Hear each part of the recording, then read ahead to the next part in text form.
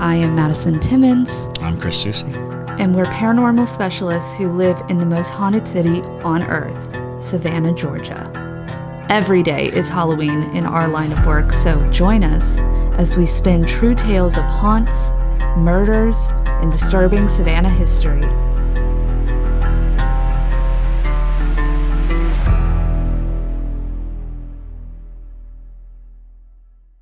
I'm Madison. I'm Chris.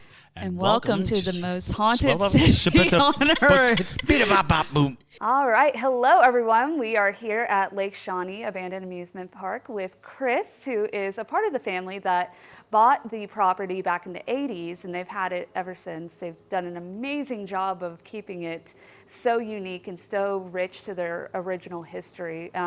And Chris has given us a little bit of a tour around the property and told us some really interesting stories. Chris, would you like to tell us one of your favorites? Yeah, one of my favorites, and one that's a little bit well known, is it's 1966. The mother drops her son off that morning. She returns in time for the lifeguard to blow the 5 o'clock whistle. Her son's nowhere to be found. She thinks that he walked home. She goes to the house. He's not there.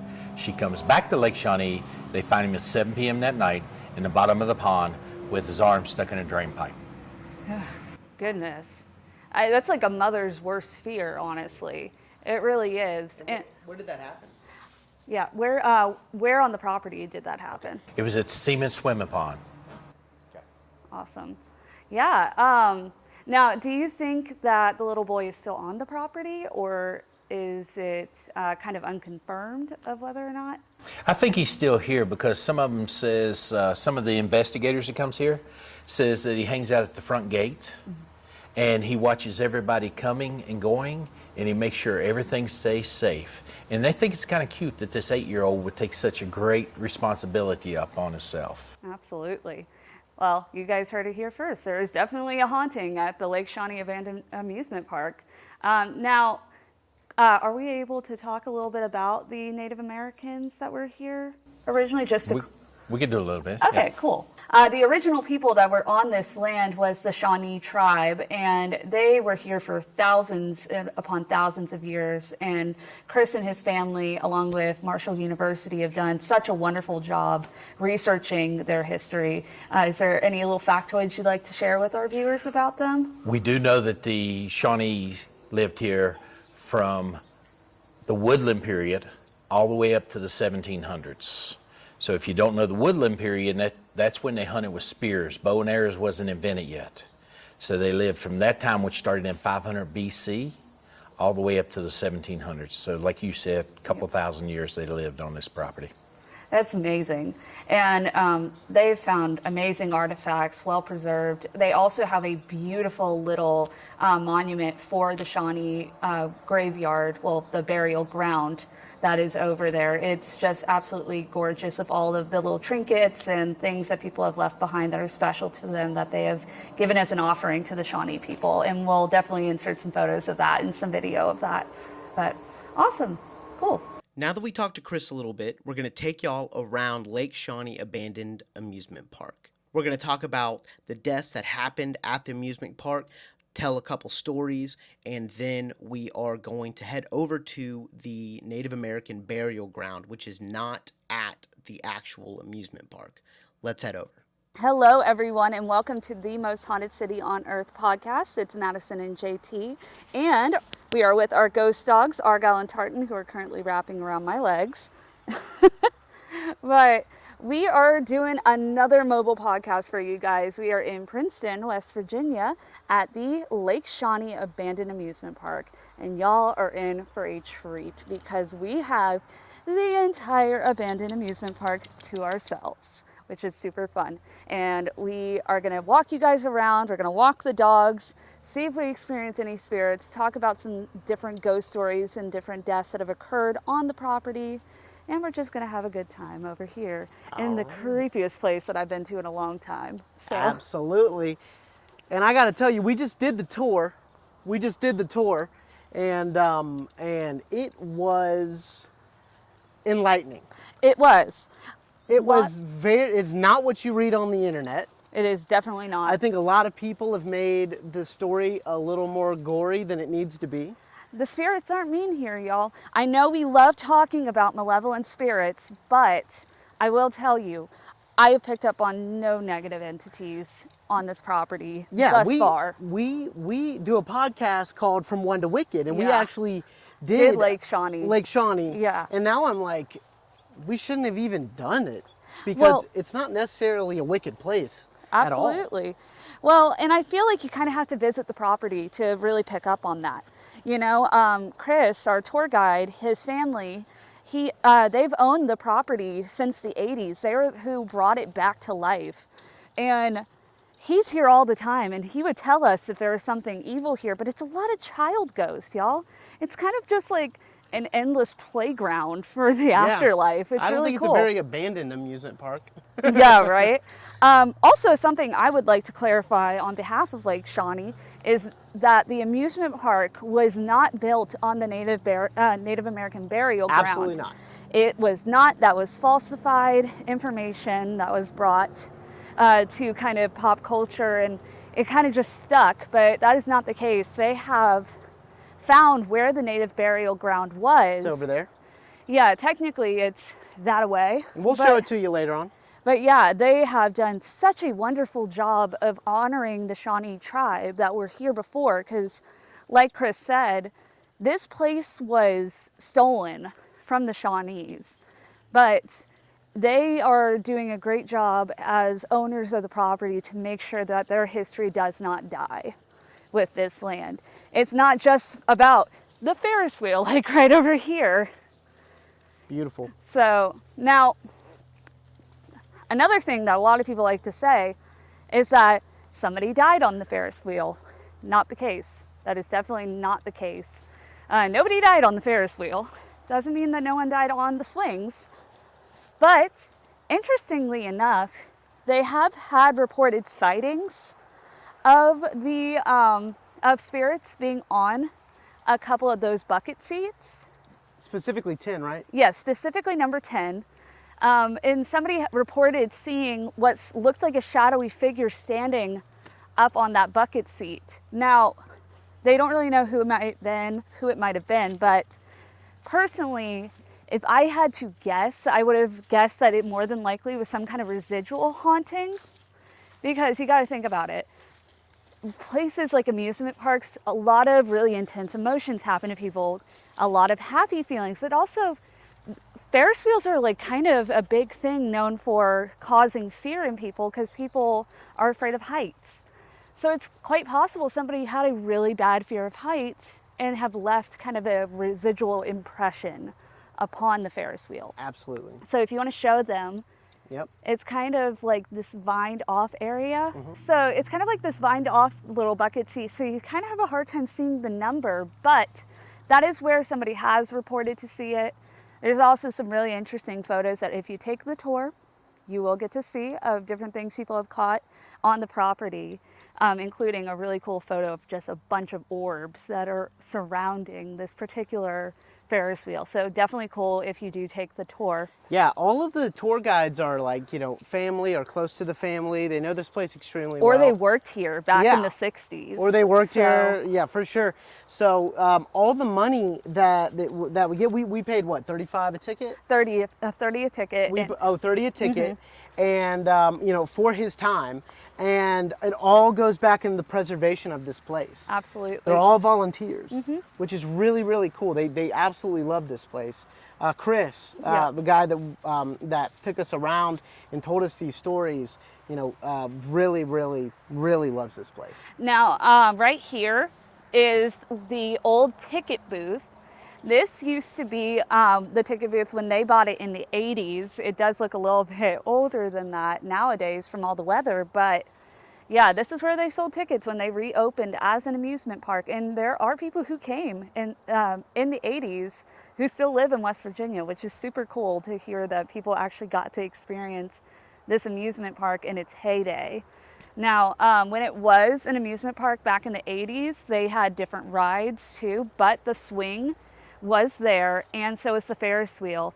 And funny enough, if you listen to that episode of From One to Wicked, I talked about the strange coincidence that happened with the swing set, where the swing set got sold in the 60s, and they bought it back in the 80s, and it ended up being the same exact swing set when they checked the serial That's number. extremely cool. And Chris confirmed that for me, and he said the same thing happened with the Ferris wheel, which is super interesting.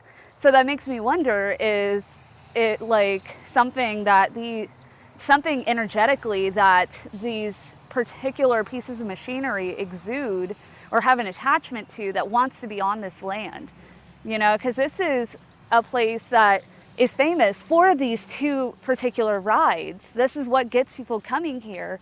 So maybe there is something to it paranormally, but nonetheless, it is a really cool residual haunting. Now, you'll notice there's a bunch of toys around here. Now, this is going to be where a little girl passed away in the 60s. She actually died on this swing right here, which you can see the little toys that people have left behind for her. But oftentimes, people do see this swing moving. They've seen other swings moving even when there's no wind or anything like that. Now this swing set was over there. That's where the girl actually died, right? Okay. Yeah, we'll show kind of where the swing set originally was. When they bought it in the 80s, they redesigned the layout of the park, essentially. But yeah, there was definitely something that is left behind by the spirit that is attached to this particular ride. Now, this ride also was right next to kind of like the road in the original Lake Shawnee layout. So it's kind of something we speculated after hearing about it, if the ride didn't swing over the road. So if you didn't listen to the From One to Wicked episode where we talked about how the little girl passed away because the swing slammed into a pickup, like a truck that was backing up, and she died on impact essentially.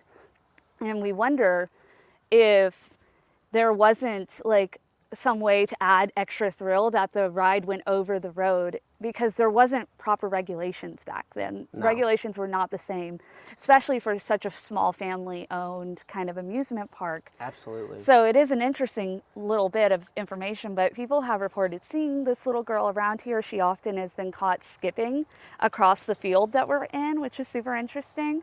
And funny enough, this little jack-o'-lantern bag, even when it's not windy, a lot of times people report seeing the jack-o'-lantern bag kind of turning in a circle, almost like she's trying to get people's attention. Yeah. He said that if it goes side to side, it's a yes. Yes. If it goes front to back, she's saying no. Well, so it's basically, it's kind of the same logics of using a pendulum. So yes, so typically if you hold your pendulum like this, if it goes like this, that's a yes.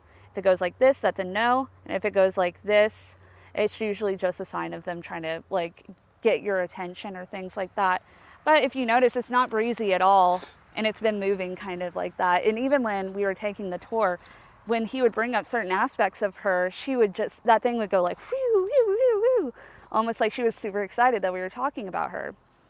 Now, interestingly enough, there are some other reports of children passing away on the property, and it makes me wonder if they're not also playing on the swing set. And we'll go into that in a little bit, but because there have been reports of some of the other swing sets going back and forth at the same time as her swing set, it makes me wonder if, they haven't become friends in the afterlife. I mean, they were all around the same age as children. They all died on the property. It's very possible. Absolutely. But Argyle is definitely taking an interest in a lot of these toys. Our little ghost dog. Yeah. Argyle is definitely But she's not getting to any of them or anything. No, of course not. But Argyle is definitely our more sensitive dog. But she often does pick up. Yeah, she's been looking at them for sure. Yeah. She's been looking at them for sure. Absolutely. Now, Cool. lots of mosquitoes, so excuse me if I swat at my face. But they do leave behind like a lot of toys, and people leave offerings for the child, and the children in general. I really wish they didn't, bring an Annabelle doll? Annabelle doll, but creepy enough. Absolutely. But yeah, so that's the famous swing, y'all. It is just so beautiful. It is so haunted feeling. Now, if you want to head over this way, we're going to go over to where the Clay family would pass away. Well, a few of the children would pass away. Now, the Clay family were the first English settlers in West Virginia. And they would live actually right here on the property, just a little bit that way. And JT will insert some footage of that. But you see, one day, a couple of the children were out. Two of them, Tabitha and Bartley, were out playing and things like that. And then Ezekiel was out with his father. But the mother was still in her home, and she was taking care of 9 kids.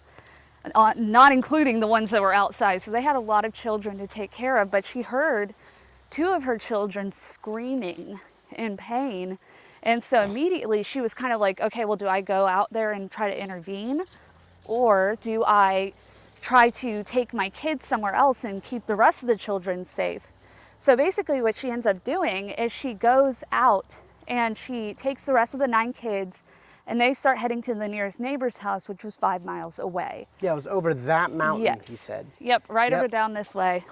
And right over here is going to be where the monument is. So we can talk about this kind of over here. But yes, so Tabitha and Bartley would end up getting murdered on the property. But when the father got back, Ezekiel was nowhere to be found. He found the other 2 You never said kids. who murdered him. Yeah. Oh. No, you never said who murdered him. Oh, excuse me. Well, it was the Shawnee Native Americans that did attack the children. And so basically the father couldn't find Ezekiel, and he ended up tracking Ezekiel all the way up in Ohio.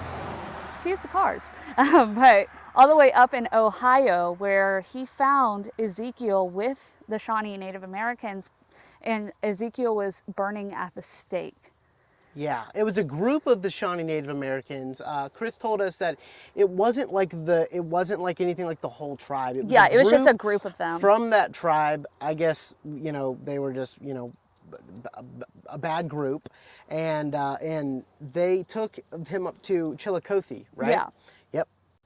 And so when the chief of the Shawnee Native Americans heard about this, he actually loaned the father a horse so that he could take Ezekiel's body back to right here in Princeton, so that he could bury his son with the other 2 children. And that gravesite is still here on the property to this day.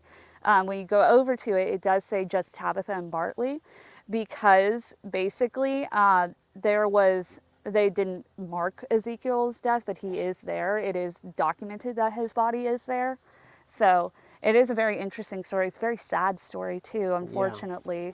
When I go back around and I'm going to get B-roll for y'all, I'm going to go down this trail. He calls it the Creepy Trail. And no, he doesn't want to go down that trail. He doesn't want to go down the trail, and he didn't really tell me why, but I guess we'll find out now. Yeah.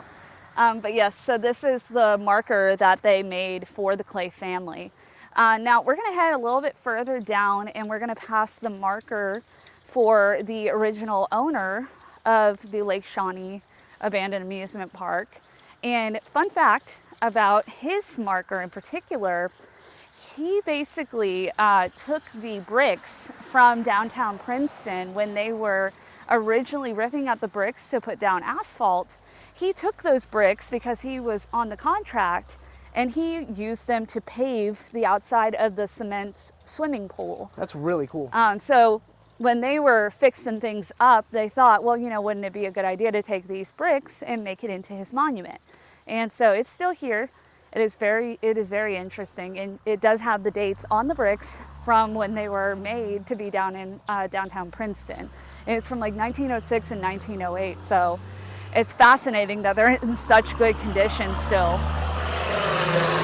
Now, if you look right over here, this is going to be Conley T. Sniddow. This is going to be his monument.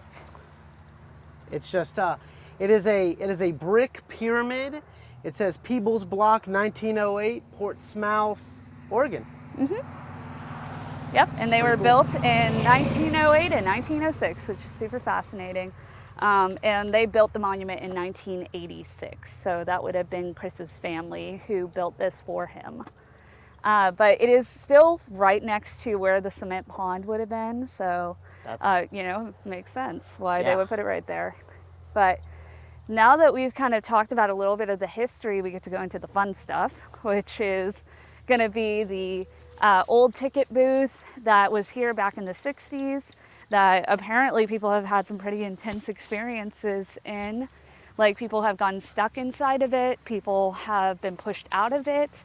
Almost like if there are people on the property that the property doesn't want here, if they go into that building, something makes it known that you're not welcome here any longer. Yeah, so there's a lot of speculation, and you know, I talked to Chris at great length about this, but there's a lot of speculation about if the Native Americans are the place, I mean, are the spirits haunting this place, killing the people, and all of that. And Chris said that he believes that is an absolute. It's a terrible speculation, and it's a lie. Yeah. He said that the Native Americans spirits here are actually extremely sweet. To visitors. Because they're kind to them. And he said that the majority of the deaths happen because of human error. Yeah, for faulty regulations. Yeah, absolutely. So that's why we speculate when that girl died on the swing, that the issue is like Madison said, the swing came right over a road. Yep. And what drives on roads?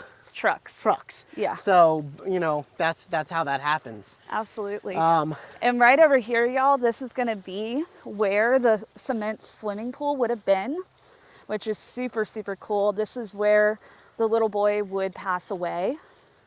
And the little boy who got his arm trapped. Yes, the one that Chris told us the story about. And there have been some other deaths that aren't confirmed but are speculated about.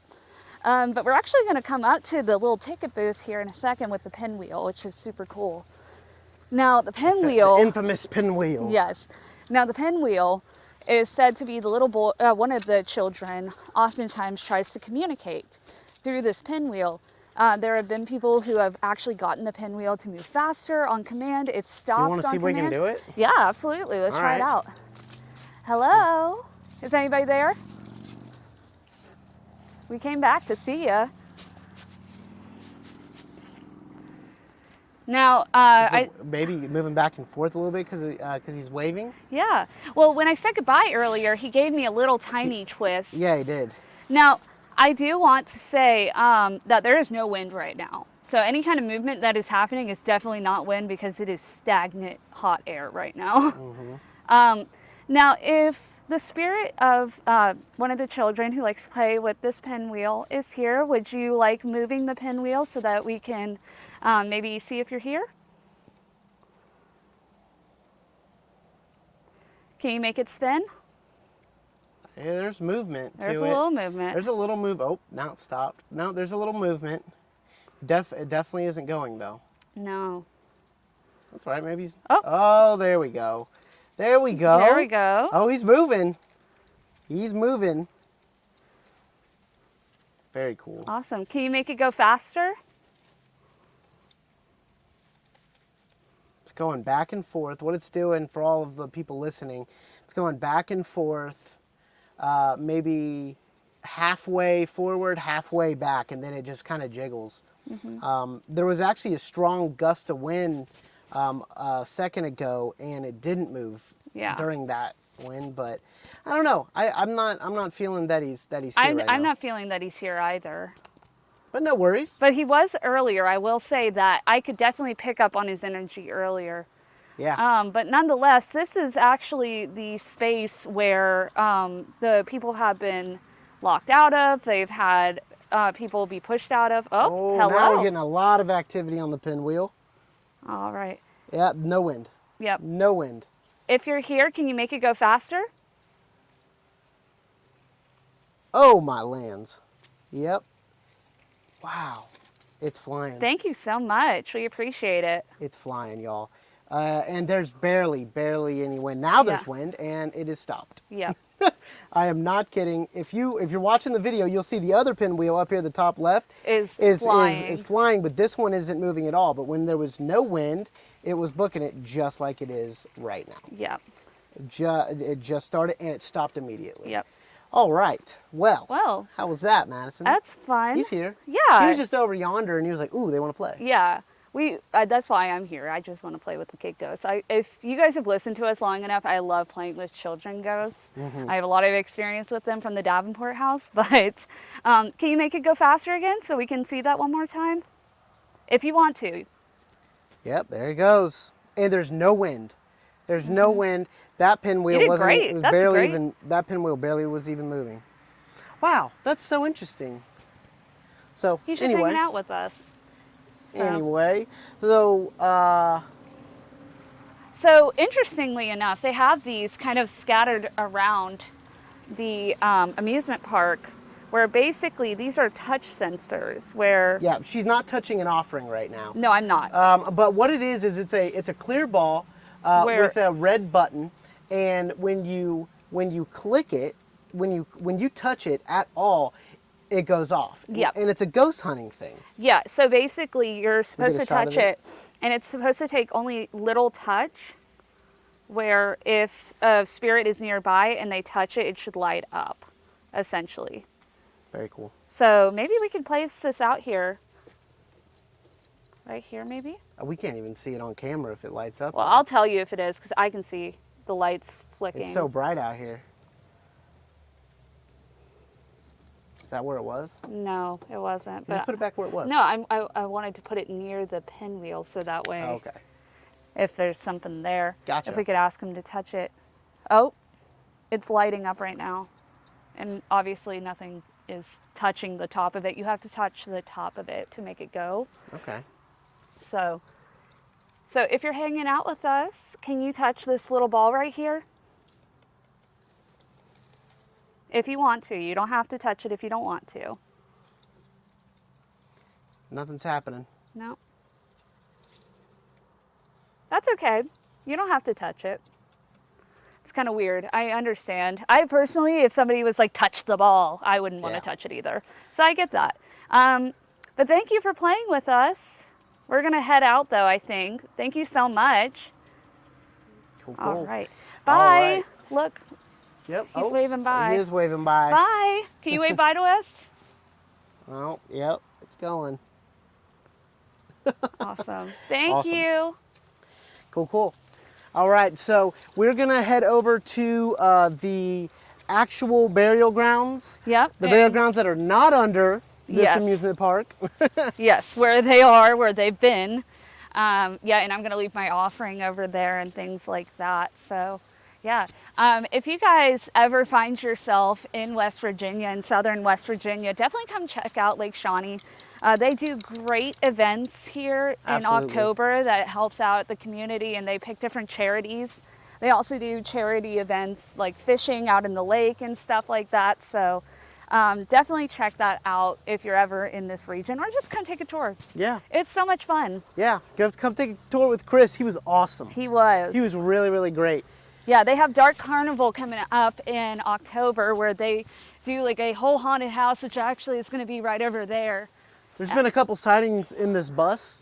Yeah. So there's this bus here, and people have taken photos, and you can see like people standing in the window. And if you come to Lake Shawnee, they'll show you all these photos. Yeah. And they look very, very, very They are. real. These people are not trying to do any kind of doctored evidence or anything like that. They don't make money off of this. They solely do this to share the culture and the history of this property. Absolutely. So- It's beautiful property too. Absolutely. So yep, definitely yep. come check it out if you ever are in the area. All right, let's head over to the burial grounds. Also, check us out on Patreon if you haven't already. Absolutely. All righty. I'd like to take a moment to thank the patrons that made this video possible. Thank you for all of our new patrons, Bad Little Goth, Lauren, Chastity Wynn, and Penny Boyce. We really, really, really appreciate all of your support. Now, let's head over to the Indian Burial Ground Monument of Lake Shawnee. So right behind where the monument is, this is going to be where Marshall University and the family who owns Lake Shawnee Abandoned Amusement Park found the bodies of different Shawnee tribe members.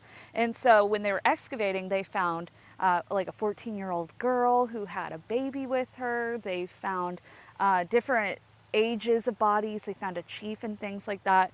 And so since they realized that this was a burial ground, they decided to mark it with a little bit of a monument, and they placed it right here so that guests who come, they do recommend that you bring an offering of some sort for them.